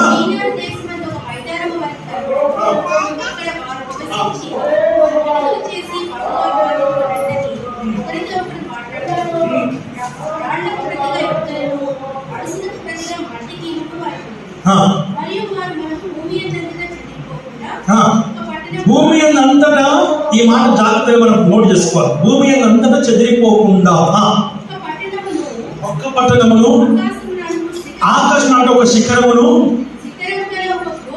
గోపురమును కట్టదము రండి. ఒకరికొకరు కట్టుకుందాము, పేరు కూడా సంపాదించుకుందాం. అయితే దురుద్దేశం కూడా ఉంది. ఏ ఉద్దేశం ఉంది? దురుద్దేశం కూడా ఉంది. ఆమేన్, హల్లెలూయా. ఉద్దేశం వేరు, దురుద్దేశం వేరు. పేరు సంపాదించుకుంటారంట అయ్యగారు. దేవుడు వాక్యం సెలవిస్తున్న మాట. ఇందాక నేను నోట్ చేసుకున్న మాట ఏంటిది? చెదిరిపోకుండా. ఆదికాండంలోకి వెళ్తాం. 1వ అధ్యాయంలోకి వెళ్తే 28వ వచనంలోన విస్తరించి ఫలించి అభివృద్ధి పొందండి అని చెప్పాడు. అనగా భూమి మొత్తం నిండించమని చెప్పినాడు ఆయన. మీరు ఇంటికి వెళ్ళి చదువుకోండి. కనుక వాక్యం సెలవిస్తున్న మాట, దేవుని ఆజ్ఞను మీరి ఇప్పుడు ఏం చేస్తున్నారు? ఒకే ప్రాంతంలో ఉంటూ ఉన్నారు. గోపురం కట్టడం మొదలు పెట్టినారు. ఒకే భాష, ఒకే పలుకు, ఒకే జనంగా ఉంటూ ఉన్నారు. ఒకే కుటుంబంగా ఉండడం మొదలు పెట్టినారు. అప్పుడు ఏం జరిగింది అక్కడ? చదవమ్మా కింద.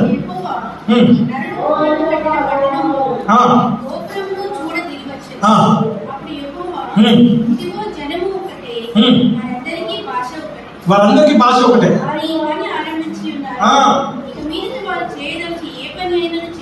ఇక మీద వారు చేయదలసిన ఏ పని కూడా చేయకుండా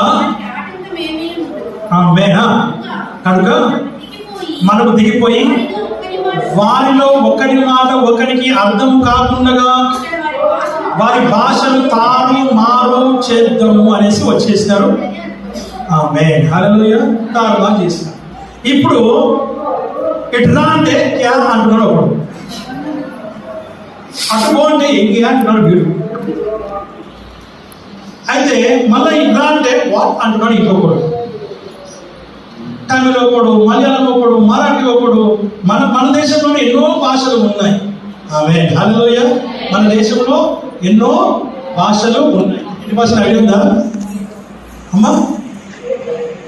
900 చిల్లర. రాంగ్ నేను చెప్పేది, నాకు తెలియదు అని చెప్పేసాను. ఆమేన్, హల్లెలూయా. పాస్టర్ గారు చెప్తారు, చిన్న పాస్టర్ గారు చెప్తారు 700 చిల్లర అనేసి. Okay fine. ఇవన్నీ పక్కన పెడితే మన దేశంలోనే 700 చిల్లర అంటే ప్రపంచం అంతట్లో ఎన్ని ఉన్నాయో దాన్ని బట్టి మీరు అర్థం చేసుకోండి. మొన్న మా చర్చిలో ఒక సీనియరింగ్ అవుతాం. ఆరాధన చేస్తున్నాం, ఆత్మారాధన చేస్తూ ఉన్నాం. ఆ అమ్మాయి పేరు కరుణ. ప్రార్థన చేయమని చెప్పారు. ప్రార్థన చేస్తున్నా భాష బాగా మాట్లాడింది. ఆ రోజు ఆమె మాట్లాడిన మా భాషలు 6 భాషలు మాట్లాడింది. మనకు తెలిసిన భాషలు ఇంగ్లీష్ మాట్లాడింది, తమిళ్ మాట్లాడింది, కన్నడం మాట్లాడింది, ఒరియా మాట్లాడింది, మరాఠీ మాట్లాడింది, మలయాళం కూడా మాట్లాడింది. ఒకే ప్రాంతంలో 6-7 భాషలు మాట్లాడుతూ ఆత్మలో నింపబడి ఆమె ప్రవచించడం, ప్రకటించడం మొదలుపెట్టింది. అలా అర్ధగంట జరిగింది. ఆ ప్రార్థన చేయమని చెప్పి సమయంలోనే ఎందుకు ఈ మాట చెప్తున్నా తెలుసా ప్రేమ దేవుని బిడ్డలారా? నీ దేవుని సన్నిధిలో ఉన్నప్పుడు దేవుని ఆత్మను పొందుకున్నటువంటి విషయంలో మీరు జ్ఞాపకం చేసుకోండి. దేవుని ఆత్మని నీకు దిగి వచ్చినప్పుడు నువ్వు మాట్లాడే ఆ భాషలో ప్రార్థన చేయడం మొదలు పెడతావు. ఏ భాషలో? అపొస్తలుల కార్యం 2వ అధ్యాయం ఒకసారి మనం జ్ఞాపకం చేసుకుంటే, మేడ గదిలో, దయచేసి ఆ మాట మనం జ్ఞాపకం చేసుకుంటాం. 2వ అధ్యాయం వెనక్కి పైన చదువు. ఇంకొక పైన సరే మొదటి చదువు.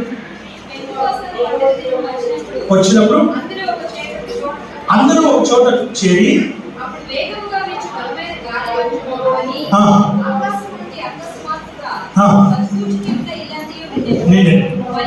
మరియు అమ్మాయి అగ్ని జ్వాలల వంటి నాలుకలు విభాగింపబడి వారి మీద వ్రాలుగా, వారిలో అందరూ పరిశుద్ధాత్మ నిండిన వారై ఆ ఆత్మ వారికి వాక్శక్తి అనుగ్రహించిన కొలది వారు మాట్లాడసాగిరి. ఆమె హల్లెలూయా. అగ్ని జ్వాలల వంటి నాలుకలు, ఆ మాట జ్ఞాపకం చేసుకోండి. నాలుకలు, ఈ నాలుక, ఇప్పుడు నా నాలుక, నా మదర్ టంగ్ మనకి ఏమంటున్నాడు? మదర్ టంగ్ దేంట్లో follow what is your mother tongue? ఇంగ్లీష్లో. తెలుగులో అయితే నీ మాతృభాష ఏంటి?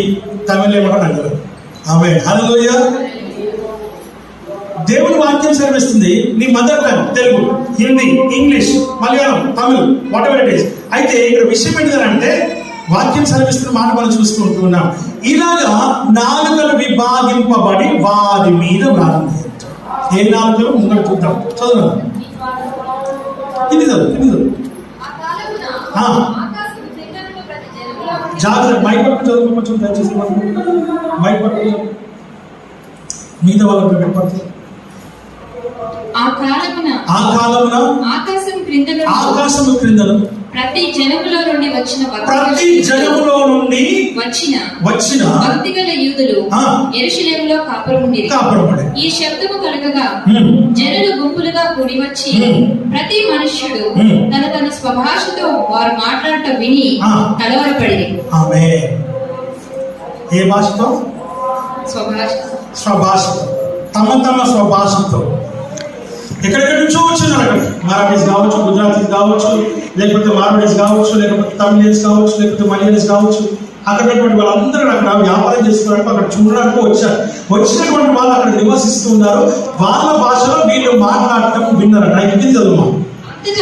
విభ్రాంతి నొంది ఆశ్చర్యపడి ఇదిగో మాట్లాడుచున్న వీరందరూ గలిలీయులు కారా?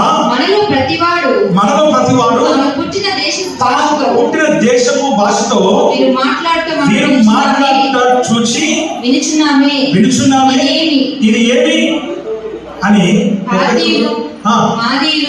ఎలామీలు, మెసొపొతేమియా, యూదయ, కప్పదొకియా, పెంతు ఆసియా, ఫ్రుగియా, పంఫిలియా, ఐగుప్తు దేశములందరి వారు. ఇన్ని దేశాలకు సంబంధించినటువంటి మనుషులు అక్కడ ఉన్నారు. ఇక్కడ పెంతెకోస్తు దినాన మేడ గదిలో ఉన్నటువంటి వీరు అగ్ని జ్వాలల వంటి నాలుకలు విభాగింపబడి వారి మీద వ్రాలగా వారు మాట్లాడుతున్న భాష ఏంటంటే ఇప్పుడు చెప్పబడినటువంటి దేశస్తుల యొక్క భాషలు వీరు మాట్లాడుతూ ఉన్నారని వాక్యం చెప్తుంది. మనం మాట్లాడే భాష అంటే వేరే అన్య భాష. నథింగ్ బట్ ఏంటంటే తెలుగు కాకుండా వేరే భాష మాట్లాడితే అన్య భాష. ఆ భాషలను ప్రార్థన చేస్తున్నావు, ఆ భాషలో దేవుడితో మాట్లాడుతున్నావు, ఆ భాషలో దేవుడితో సంభాషిస్తున్నావు, ఆ భాషలో నీవు దేవుడితో సహవాసం చేస్తున్నావు అన్న సంగతిని నీవు గ్రహించాలని వాక్యం ద్వారా మనం చూస్తుంటున్నాం. మొదటి ఏముండింది? ఆది కాలంలో ప్రపంచమంతా ఏముండింది? ఒక్క భాష, ఒక్క పలుకు, ఒక్క జనం ఉండింది. ఇప్పుడేమైంది? వాళ్ళందరూ దేవుడు చదవబట్టగా వివిధ భాషలు ప్రపంచమంతటి కూడా దేవుడి వాక్యం సెలవిస్తుంది. ప్రేమ యేసుక్రీస్తు ప్రభువే దేవుడని అనడానికి, యెహోవానే దేవుడని, సృష్టికర్త అని నిరూపించడానికి ఈ ఒక్క మాట చాలు. ఆమేన్, హల్లెలూయా. ఆయన నిజమైన దేవుడు చెప్పడానికి, ఆయన నిజమైనటువంటి రక్షకుడు చెప్పడానికి, ఆయన దేవుడిని చెప్పడానికి ఈ ఒక్క నిదర్శనం వచ్చాలి. ఇన్ని భాషలు ఎలా వచ్చాయంటే 11వ అధ్యాయంలో వచ్చాయి. ఎందుకు వచ్చాయంటే దేవుడు ఆజ్ఞయించడం అంటే మీరు విస్తరించి ఫలించి అభివృద్ధి పొంది భూమిని నిండించమని చెప్పినటువంటి ఆజ్ఞను మీరు వినడం వల్ల ఒకే ప్రాంతంలో ఉండి శ్రీనగర్ ప్రాంతంలో గోపురం కట్టి ఆకాశం అంటే గొప్ప పట్టణం కట్టడానికి ప్రయత్నం చేయగా దేవుడు తిరిగి దిగివచ్చి వారిని తారుమారు చేయగా వారి భాషలు మారిపోయినాయి, వారి పలుకు మారిపోయింది, వారి ఆలోచనలు మారిపోయినాయి, తలపులు మారిపోయినాయి. ఎక్కడ వాళ్ళకి ఎవరికి ఒక మాట అర్థం కాలేదు, ఎవరికి వారే వెళ్ళిపోయినారు. అయితే ఒక్కొక్క కుటుంబానికి ఒక్కొక్క భాష దేవుడు ఇచ్చాడు, ఒక్కొక్క భాష వల్ల. ఒకవేళ అలా ఇచ్చినట్టే ఇంకొకటి భార్యకి భర్త మాట అర్థమయ్యేది కాదు, భర్త మాట భార్యకి అర్థమయ్యేది జరుపుకునేవారు. కాబట్టి ఒక్కొక్క ఫ్యామిలీకి ఒక్కొక్క భాష ఇచ్చాడు, అందరూ చదివిపోయినారు. ప్రేమ దేవుని వాక్యం చదివిస్తుంది. మనం మాట్లాడుతున్న భాషలు కూడా ఏదో కాదు అన్య భాషలు, అనగా వేరే దేశస్తుల భాషలు మనం మాట్లాడుతున్నాం. ఆ మాటలే దేవుడితో మనము సంభాషిస్తూ ఉన్నాం. ఆ విషయంలో జ్ఞాపకం చేసుకోవాలని వాక్యం ద్వారా మనం చూస్తున్నాం. ఉపవాస కూడికల్లో భాషలు మాట్లాడడం నేర్చుకోవాలి. ఉపవాస కూడికల్లో ప్రేమ దేవుడితో సహవాసం చేయడం నేర్చుకోవాలి. ఉపవాస కూడికల్లో దేవుడితో సాన్నిధ్యం చేయడం నేర్చుకోవాలి. ఉపవాస కూడికల్లో దేవుడి ప్రవచనం చెప్పడం నేర్చుకోవాలి. ఉపవాస కూడికల్లో ప్రేమ దేవుడి దర్శనం చూడడం నేర్చుకోవాలి. ఉపవాస కూడికలో ఏదైతే నువ్వు చేస్తున్నావో, ఏ దాని కొరకు నువ్వు చేస్తున్నావో దాని కొరకే కాకుండా నీ ఆత్మీయ జీవితంలో ఎదగడానికి కోసం నువ్వు ప్రయత్నం చేయాలని వాక్యం ద్వారా మనం కూడా హెచ్చరికను మనం పొందుకుంటూ ఉన్నాం. నినివే పట్టణస్తులు వారు మార్పు పొందినారు, అనగా దాని అర్థం వారు మార్పు చెందినారు, వారి పాపమును దోషములు విడిచిపెట్టినారు. ఉగ్రత వారి మీద రాత్రిగా ఆగిపోయింది. వారు తమను తాము కాపాడుకున్నారు, ఐక్యత కలిగి. ఇక్కడ ఏం చేసినారు, అంతమందికి ప్రకటించిన ఒక్కటి కూడా మారలేదు. ఒక్క కుటుంబం మాత్రమే ఓడవడికి ప్రవేశించింది. ఆ కుటుంబం ద్వారా మరలా ప్రపంచం అంతా కూడా నింపబడిన సంగతిని మనం ఇక్కడ జ్ఞాపకం చేసుకుంటూ ఉన్నాం. నీతి మంతుడుగా ఉండాలి. నువ్వు ఎక్కడ ఉన్నావని ముఖ్యం కాదు, నువ్వు ఏ ప్రాంతంలో ఉన్నావని ముఖ్యం కాదు. నువ్వు ఒకవేళ నువ్వు జాబ్ చేస్తున్నావా, నువ్వు జాబ్ చేసే దగ్గర నీ నీతి కనబడాలి. నువ్వు వర్క్ చేస్తున్నావా, నీ వర్క్ దగ్గర నీ నీతి కనబడాలి. నీతి మంత్రులను ఉండాలి. నువ్వు అన్ని జనుల మధ్యలో ఉన్నావా, పాపల మధ్యలో ఉన్నావా, లేక లోకస్తుల మధ్యలో ఉన్నావా, లేకపోతే దేవుడు ఎక్కడ ఉన్నావో అక్కడ నీ నీతి కనబడాలి. నీ నీతివంతమైనటువంటి జీవితము అక్కడ కనబడాలని దేవుని వాక్యము ద్వారా మనం ఇక్కడ గమనిస్తూ ఉంటూ ఉన్నాం. నువ్వు ఆ విషయాన్ని గమనించాలి. నువ్వు ఎక్కడ ఉన్నావని ముఖ్యం కాదు, నువ్వు ఉన్న స్థలంలో నీకంటూ పేరు రావాలి. నీకంటూ పేరును నువ్వు చచ్చుకోవాలని, క్రీస్తు బిడ్డగా, క్రీస్తు కుమార్తెగా, క్రీస్తు కుమారుడిగా, క్రీస్తుకు నువ్వు సాధనంగా, క్రీస్తు పనిముట్టుగా నువ్వు కనబడాలని, నువ్వు ఏర్పరచబడాలని వాక్యం ద్వారా మనం ఇక్కడ గమనిస్తూ ఉంటూ ఉన్నాం. ఇంకొక మాట చూస్తే మనం ముగించుకుందాం. లూకా సువార్త 2వ అధ్యాయం. భోజనాలు ఉన్నాయండి, భయపడదు. 36, 37 2వ అధ్యాయం. మరియు ఆషేరు గోత్రికురాలను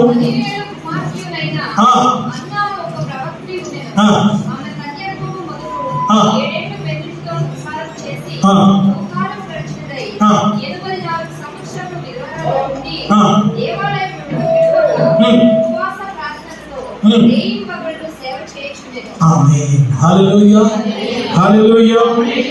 ఎవరంటే ఇవి? పాత నిబంధన గ్రంథంలో ఒక ఆమె ఉంది. ఆమె పేరు కూడా ఏం పేరు? ఆమె పేరు హల్లెలూయా, స్తుతి మహిమ.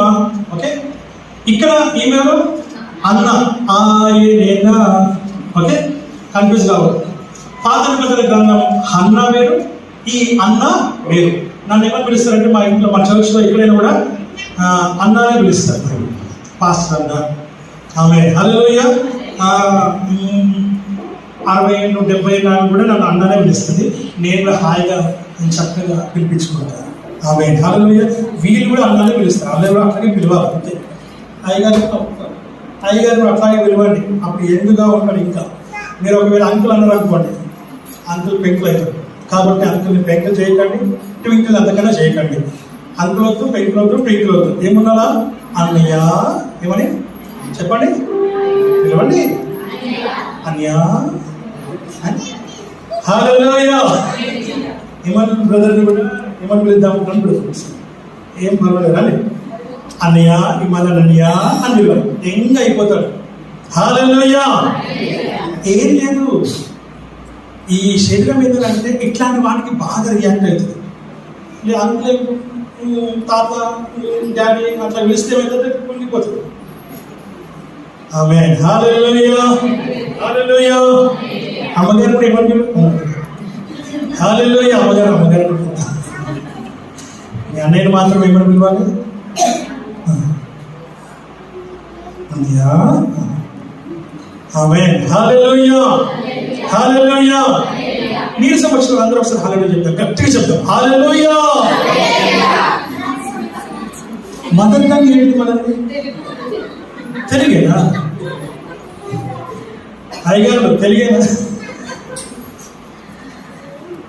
ఏం లేదు, కొంచెం పుట్టాలు మనకు చేసి పెట్టారు కదా అని కొంచెం నేను అయ్యగారు ఏమన్నా ఎక్కడికి చెప్తూనే ఉండు ఆపద్దు అన్నాడు. అందుకని నేను కూడా కొంచెం ప్రభావం చేస్తూ ఉన్నాను. ఎందుకంటే భోజనం చేసి పెట్టారు, గోవా రెడీగా ఉందని చెప్పారు అయ్యగారు. సఫిషియెంట్గా పెట్టొచ్చు, ప్రాబ్లం లేదు, జయించాలా బయట అన్నాడు. అందు గురించి నేను దాన్ని జయించడానికి ప్రయత్నం చేస్తున్నాను. హల్లెలూయా. హల్లెలూయా. నేను లోపలికి వచ్చి ఉండాలని పిలిచాను. అయ్యా అన్న ఎంతసేపు అవుతుందా అని అడిగిన. అంటే ఒకటే స్టార్ట్ చేయాలి అంటే నేను ఆపరాదే ఏమైంది, ఒక అర్ధ గంట 40 నిమిషాలు ఆపరాదే అన్న. అంటే తెలంగాణ భాషలో మాట్లాడితే అన్న ఆప్తలే అన్నాడు. ఆ అర్థ అన్నగారు ఒకటి కొట్టాను. ఆమె హల్లెలూయా. హల్లెలూయా. మనం కూడా కొడదాం. ఈరోజు ఎందుకో చాలా ఉద్యమంగా ఉంది. అందరికీ పెడతారా బొమ్మలేదా? అలా ఎక్కడ చూస్తున్నారా? హల్లెలూయా. హల్లెలూయా. హల్లెలూయా. ఇంతకు ఏం చేస్తారు మీరు అయ్యారు చెప్పండి ఒకసారి. బిర్యానీ అంటమ్మా, ఒక్క కొంచెం ఇట్లా వాసన చూపించి అయిపోతుంది. అమ్మా వెంపతిగా అన్నట్టు తీసుకొచ్చి ఒకసారి తీసుకుపోతే నేను చక్కగా ఉంటుంది. ఆమె హల్లెలూయా. కొంచెం ముందుగానే తెలిసేది ఎవరైనా బాబు కొంచెం పిలుద్దాం, నాకు కూడా పిలవాలని ఆశ ఉంది.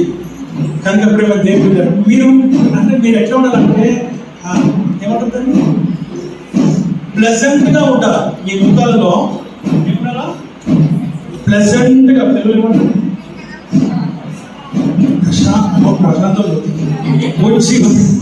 ఉజ్జీవంగా ఉండాలి, ఒక టైట్ గా ఉండాలి.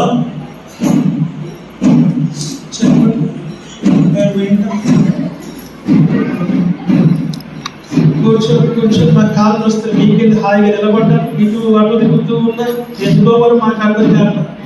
ఆమె హల్లెలూయా. మా అయ్యగారు ఒకే దగ్గర నిలబడతారు, ఇట్లా కాలు పెట్టి ఇంకా బద్దలు పెట్టి చెప్తూనే ఉన్నారు. మీరేమో తిరుగుతూ ఉన్నారు, ఈ నిమిషాలు తిరగండి అన్నట్టు పెట్టారు ఫేస్బుక్.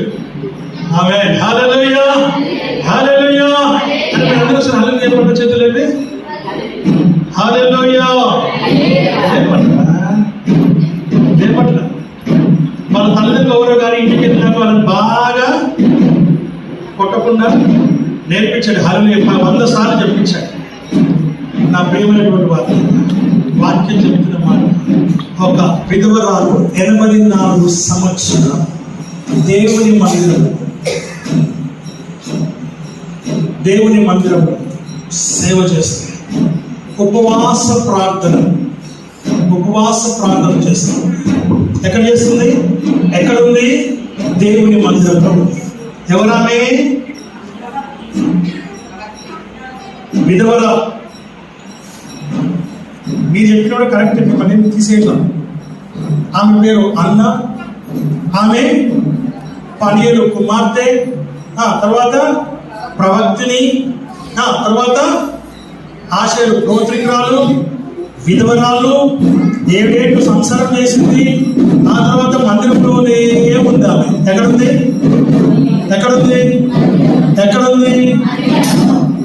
మందిరంలో. ఈరోజు నీవైనా నేనైనా మనమైనా ఎక్కడ ఉండాలండి? Full time. ఇంకా మనకి వేరే ఏ ఆలోచన లేదు, వేరే ఏ తలంపు లేదు, వేరే ఏ ఉద్దేశం లేదు, వేరే ఏ ఆలోచన లేదు, వేరే ఏ క్రియలు, ఆమెకి ఏ పని లేదా. దేవుని మందిరంలో ఉండాలి. ఉపవాస ప్రార్థన చేస్తా ఉంది, సంఘం కోసం చేస్తా ఉంది, సంఘస్థుల కోసం ప్రార్థన చేస్తా ఉంది, యవనస్తుల కోసం ప్రార్థన చేస్తా ఉంది, దీనుల కోసం ప్రార్థన చేస్తా ఉంది, పెద్దల కోసం ప్రార్థన చేస్తా ఉంది, మానవసం పొందిన వారి కోసం ప్రార్థన చేస్తా ఉంది, రక్షణ పొందిన వారి కోసం ప్రార్థన చేస్తా ఉంది, బాప్తిజం తీసుకుని వారి కోసం ప్రార్థన చేస్తా ఉంది, తీసుకున్నటువంటి వారు బలలో పాల్గొనడానికి ప్రార్థన చేస్తా ఉంది, వారు బలను విడిచిపెట్టకుండా ఉండాలని ప్రార్థన చేస్తా ఉంది, వారందరూ సంఘంలో సభ్యత కలిగిన వారు ఉండాలని ప్రార్థన చేస్తా ఉంది. సంఘం అనే శరీరంలో వారు అది ఐక్యత కలిగి ఉండాలని, అవయవాలుగా ఉండాలని ఆమె ప్రార్థన చేయడం మొదలుపెట్టింది. సేవ చేస్తుంది. ఏం సేవ చేస్తుంది తెలుసా?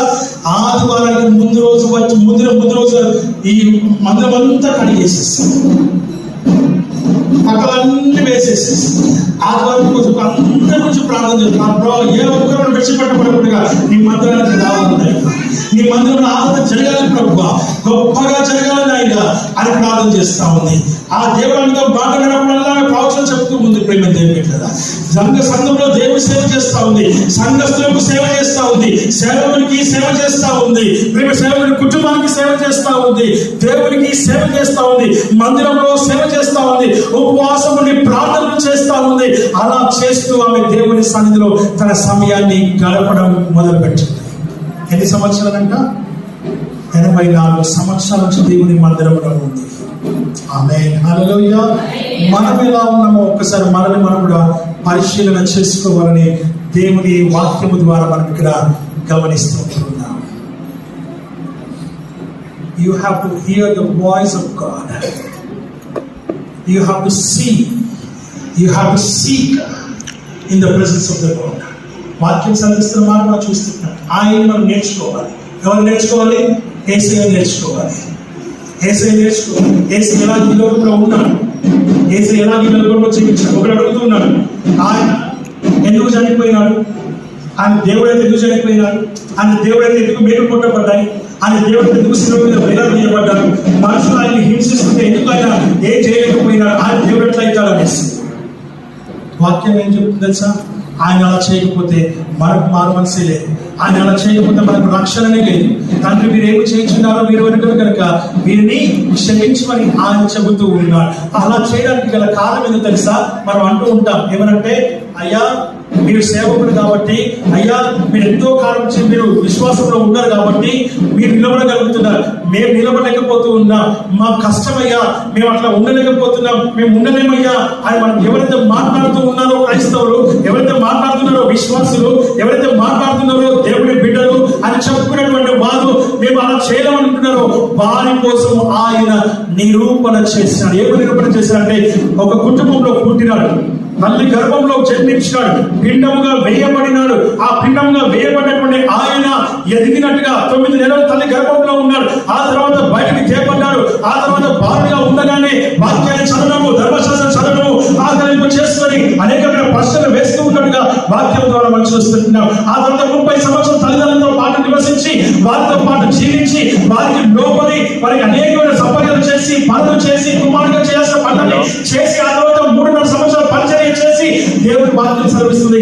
దేవుడి కార్యాన్ని నిందలు, అవమానాలు, కష్టాలు, నష్టాలు, ఇరుకులు, ఇబ్బందులు, బాధలు, వేదనలు అన్నింటినీ అనుభవించి వాటన్నింటినీ జయించి యోహాను సువార్త 16వ అధ్యాయం 13వ వచనం 33వ వచనంలో మనం చూసినప్పుడు వాక్యం చెప్తుంది, నా యందు మీకు సమాధానం కలుగునట్టు ఈ మాటలు మీతో చెప్తూ ఉన్నారు. ఏమని?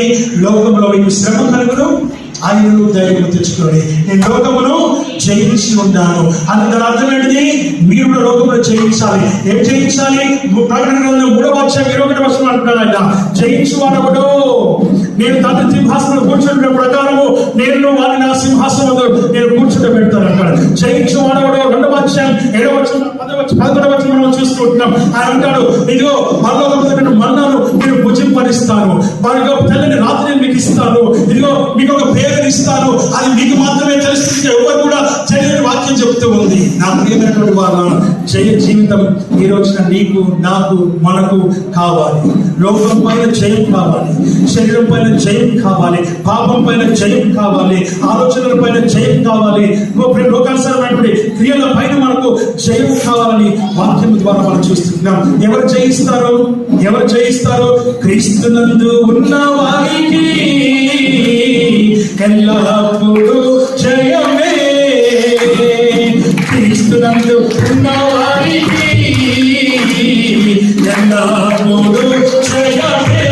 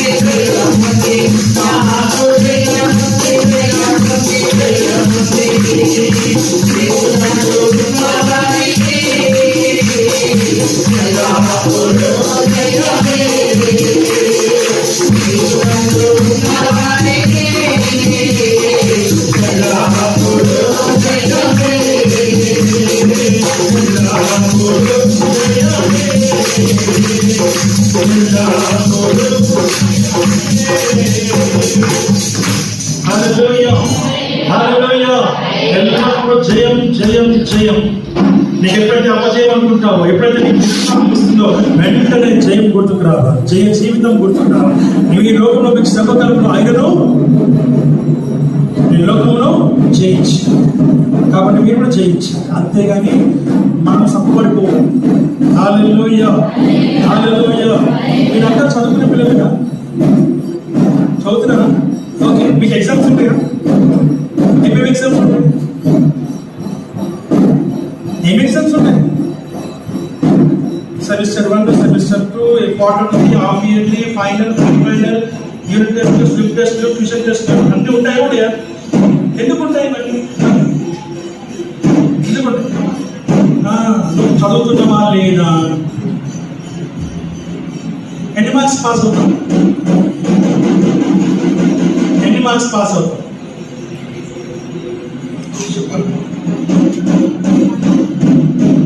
టీచర్స్ ఎన్ని మార్క్స్ పాస్ అవుతారు? 35 యావరేజ్ ఓవరాల్. 35 1 మార్క్ తక్కువ వస్తే ఏమవుతుంది? నేను ఎంత ప్రాబ్లం చేసి ఎంత ఉపవాసం వాక్యం చదివిన ఆమెకు ఆత్మొచ్చు. ఆమేన్. హల్లెలూయా హల్లెలూయా హల్లెలూయా. 1 మార్క్ తక్కువ వచ్చినా ఫెయిలే. ఆ విషయం మనం జ్ఞాపకం చేసుకోవాలి. పెద్ద ఉద్యోగం రావాలంటే 1,00,000 2 లక్షల ఉద్యోగం రావాలంటే 99 రావాలి, 100 రావాలి. అంతేనా? అప్పుడైతే కానీ మనకు రావు. అలా రావాలంటే అలా చదవాలి, అలా చదవాలంటే పాస్ అవుతాం. చదివితే పాస్ అవుతాం, పాస్ అవుతే ఉద్యోగం వస్తుంది. అలాగే ఆత్మీయ జీవితంలో కూడా కష్టాలు శ్రమలు ఎందుకు వస్తున్నాయంటే ఆత్మీయంగా నువ్వు ఎదగడానికి, వాక్యంలో ఎదగడానికి, దేవుల్లో ఎదగడానికి, సంఘంలో ఎదగడానికి, సహవాసంలో ఎదగడానికి తప్ప కష్టాలు నాకు రాబోతున్నా ఎవరు కూడా అనకూడదు.